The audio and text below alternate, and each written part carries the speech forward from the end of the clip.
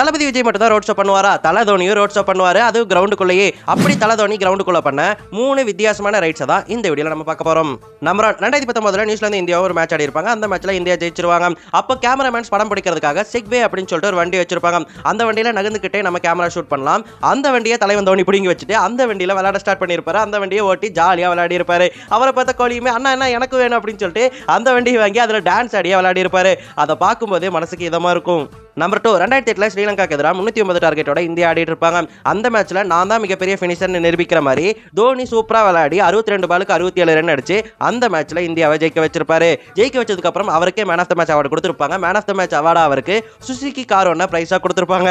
அந்த காரை வச்சுட்டு அவர் பண்ணதாலும் அந்த கார்ல இந்திய வீரர்கள் எல்லாத்தையுமே ஏத்திக்கிட்டு அந்த காரை வச்சு விக்டரி பரேடே நடத்தியிருப்பாரு. கிரவுண்டையே சுத்தி வந்திருப்பாரு. நமக்கு பிடிச்ச வீரர்களான ஸ்ரீசாந்த், தினேஷ் கார்த்தி, யுவராஜ் சிங், கௌதம் கம்பீர்னு எல்லாருமே அந்த விக்டரி பரேட்ல கலந்துக்கிட்டாங்கன்னு சொல்லலாம். காரு மேல எல்லாருமே தொங்கிக்கிட்டு போனாங்க. அதை பார்க்கும்போது அப்படியே 2008க்கு போன மாதிரி இருக்கு. எவ்வளவு தூரம் தள்ளி வந்துட்டோம். இப்போ நம்ம 2025 இருக்கோம் அப்படின்னு சொன்னாலே நம்ப முடியல.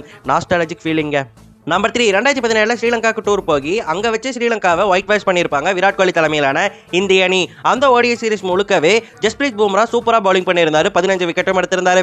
அதுக்காக அவருக்கு man of the series award கொடுத்திருப்பாங்க. அந்த அவார்டுக்காக ஒரு மினி ட்ரக்கை கொடுத்திருப்பாங்க.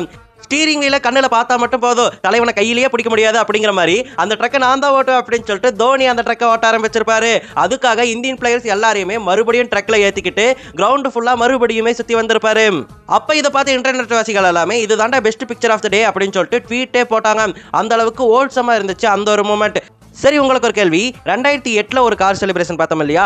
அந்த கார் செலிப்ரேஷன்ல இருந்த 3 வீரர்கள் மட்டும்தான் 2017 கார் செலிப்ரேஷன்ல இருக்காங்க. அவங்க யாருன்னு தெரிஞ்சவங்க மறக்காம கமெண்ட்ல சொல்லுங்க.